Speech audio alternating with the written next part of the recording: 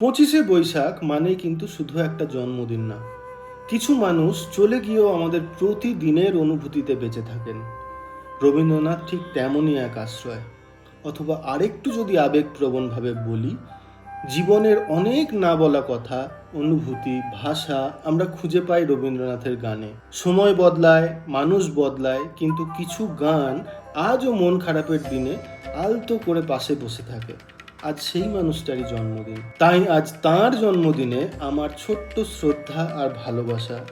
আশা করি আপনাদের ভালো লাগবে।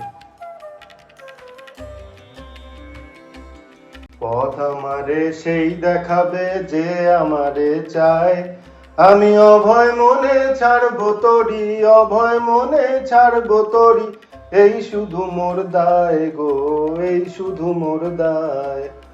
দিন ফুরালে জানি জানি পৌঁছে ঘাটে দেব আনি গো,